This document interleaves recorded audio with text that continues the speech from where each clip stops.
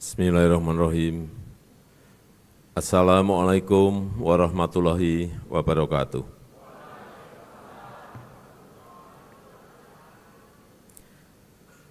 Adil Katalino, Bajuramin Kasaruga, Basengat Kajubata. Jawabannya apa? Alus.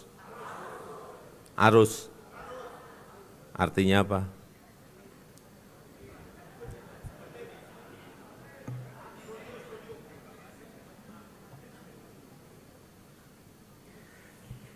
Yang saya hormati para Menteri Kabinet Indonesia Maju, hadir bersama saya Pak Menko PMK,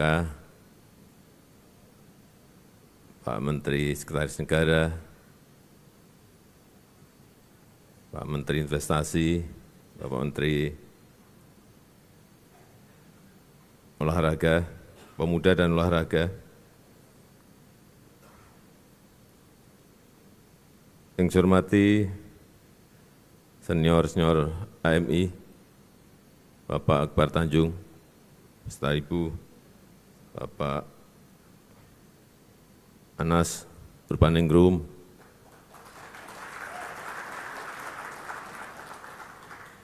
juga Bapak Osman Sabta Odang. Beliau ini tokoh besar di Kalimantan Barat. Kalau lupa disebut, bahaya. Bisa enggak pulang saya. Yang saya hormati Panglima TNI beserta Kapolri yang juga hadir pada malam hari ini, seluruh Forkompinda Provinsi Kalimantan Barat, Gubernur Provinsi Kalimantan Barat, yang saya hormati Ketua Umum PPAMI Adinda Raihan Aryatama, juga Ketua Umum Kohati dari Umiroh Fauziah, dan seluruh jajaran pengurus pusat dan daerah HMI serta Kohati se-Indonesia yang hadir pada malam hari ini, seluruh tokoh masyarakat, tokoh agama yang saya hormati, hadirin dan undangan yang berbahagia.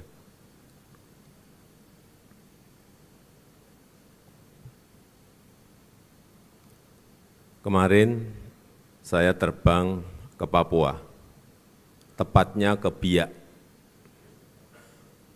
Di sana ada acara sel Teluk Cendrawasih.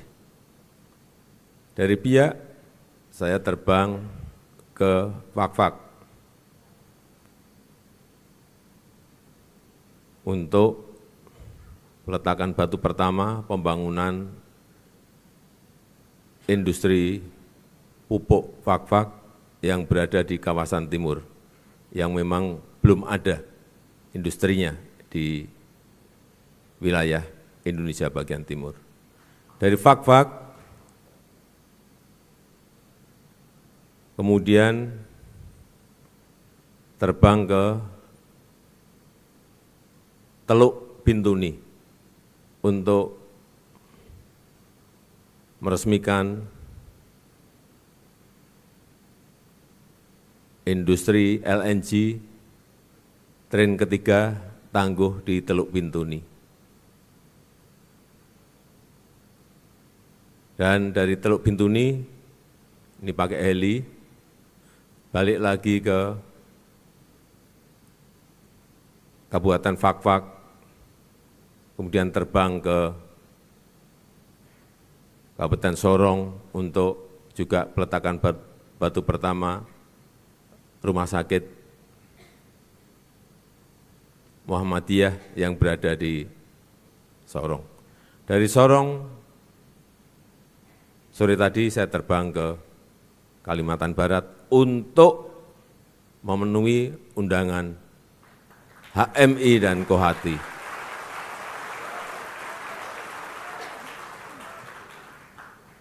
Capek enggak?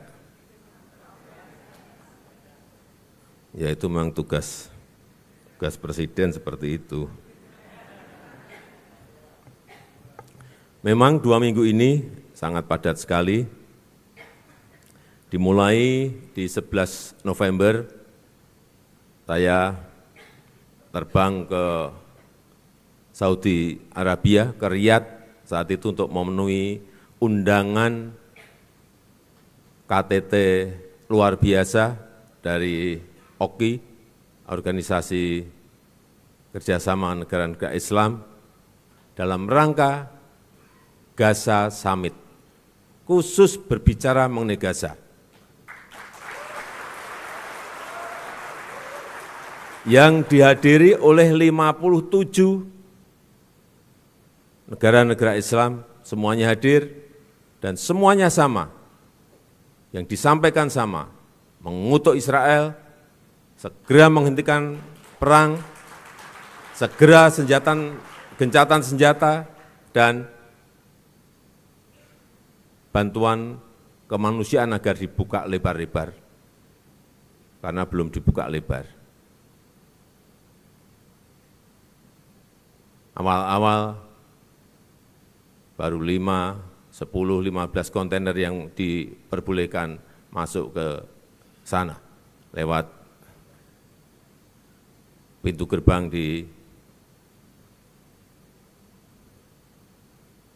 Rafah, dan bantuan kita ke Al-Aris di Mesir terlebih dahulu. Tetapi dengan desakan yang kita berikan, sekarang sudah bisa mencapai kurang lebih 100 kontainer per hari yang bisa masuk ke Gaza. Yang dibutuhkan kira-kira hampir 500 kontainer per harinya.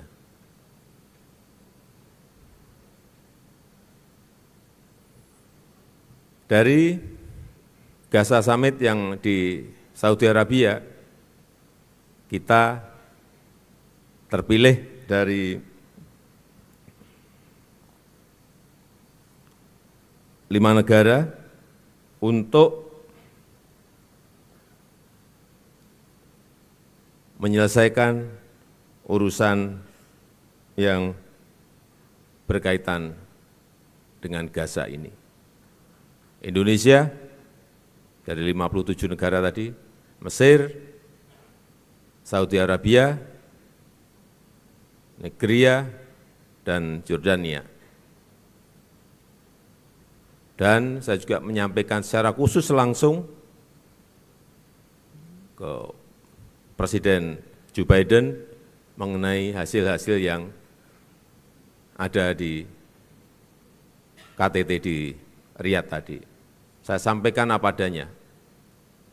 Ini. Karena memang kuncinya ada di sana.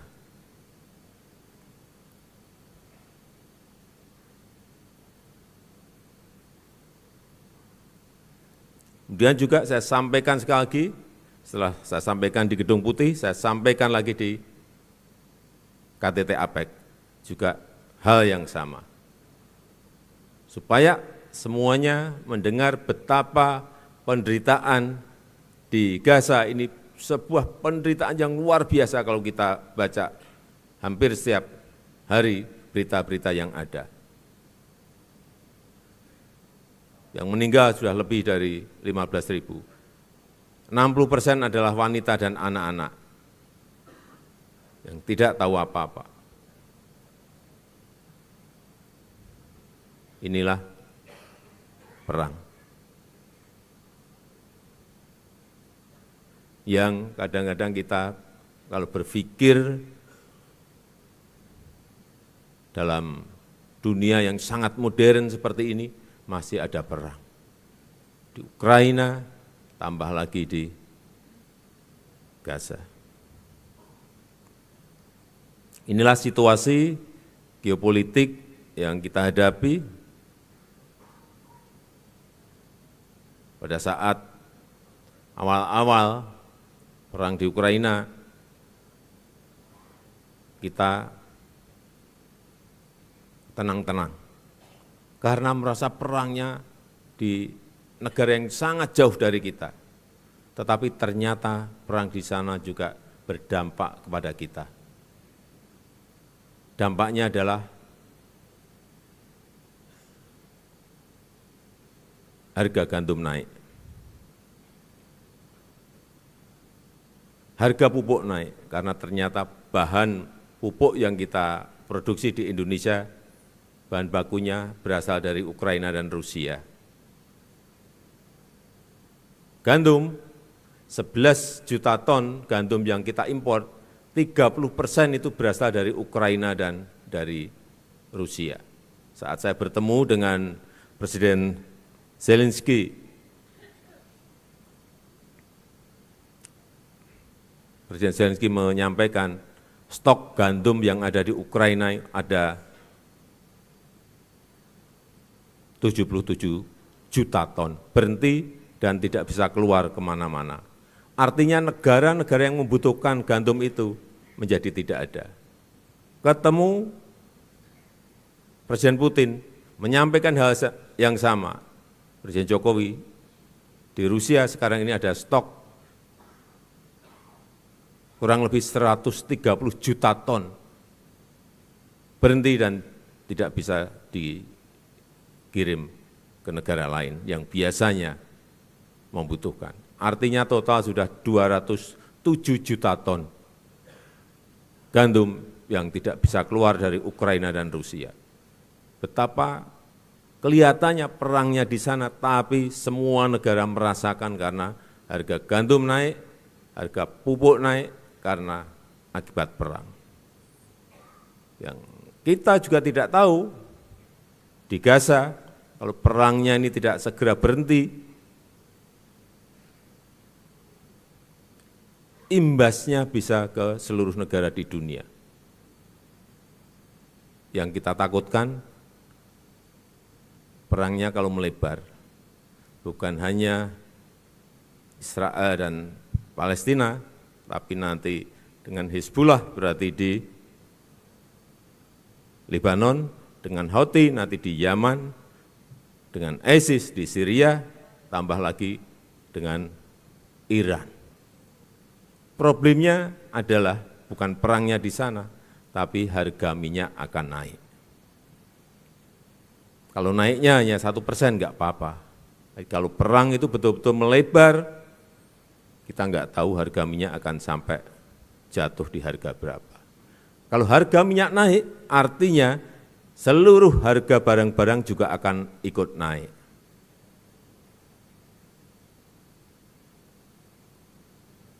Kalau harga minyak naik di sana, berarti di sini harga minyak juga pasti akan ikut kita naikkan. Dan biasanya HMI pasti demo.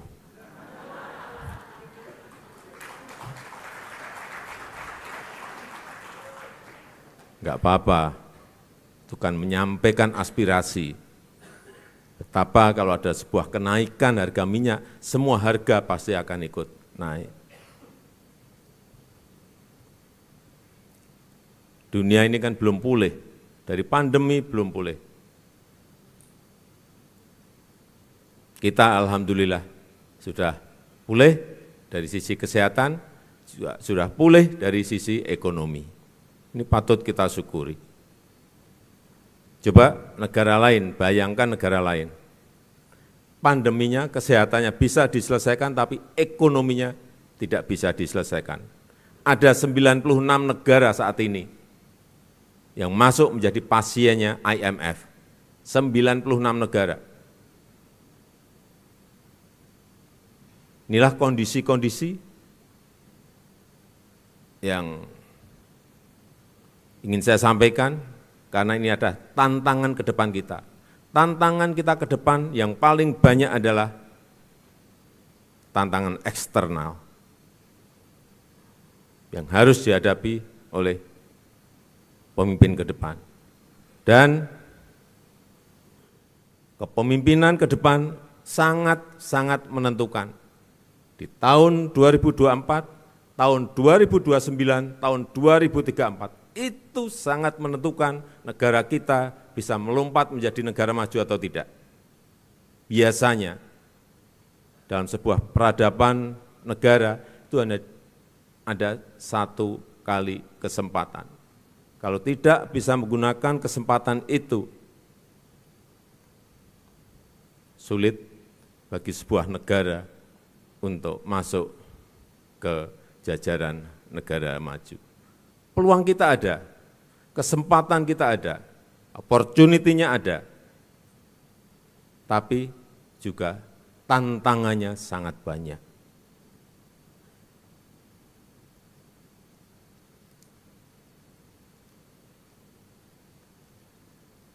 Negara-negara di Amerika Latin, tahun 50-an, tahun 60-an, sudah menjadi negara berkembang. Tapi sampai saat ini, masih tetap menjadi negara berkembang. Bahkan ada yang menjadi negara miskin. Inilah yang kita tidak mau. Kesempatan yang ada, peluang yang ada harus kita manfaatkan. Dan saya melihat, senang saya kalau melihat optimisme dari kader-kader HMI dan Kohati dalam menatap masa depan negara ini ke depan, seperti tadi yang disampaikan oleh Ketua Umum. Senang, memang harus yang muda-muda ini harus optimis.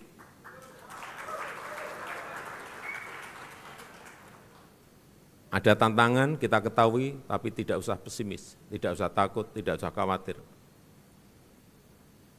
Optimisme perlu, tetapi juga memang perlu realistis.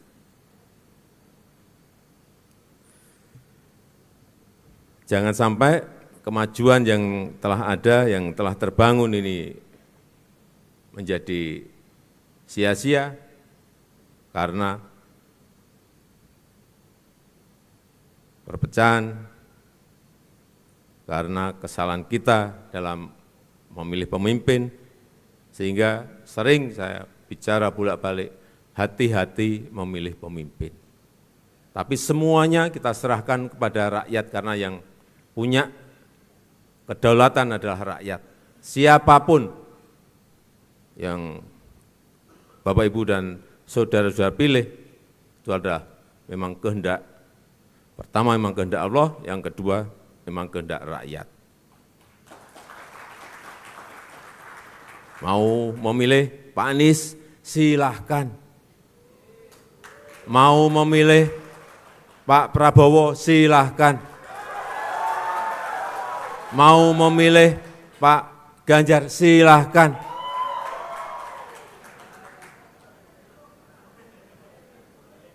Karena asal jangan memilih Pak Bahlil.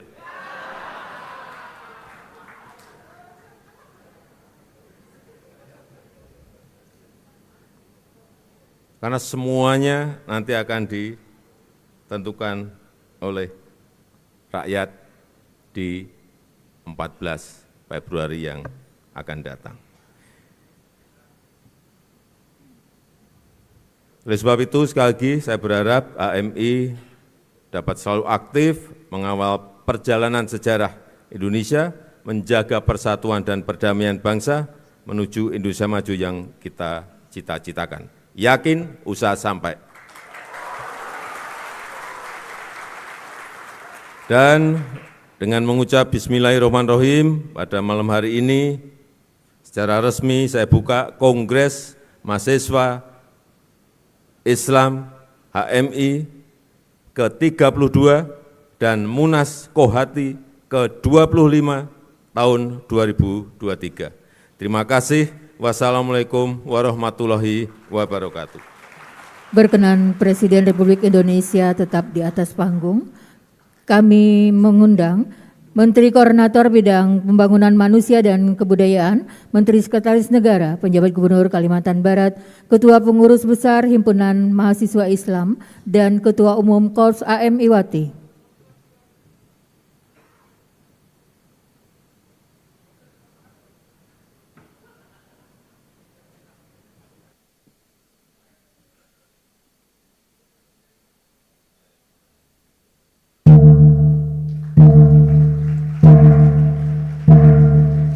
Dengan demikian, maka Kongres Himpunan Mahasiswa Islam ke-32 dan Musyawarah Nasional Korps HMI Wati ke-25 telah resmi dibuka oleh Presiden Republik Indonesia.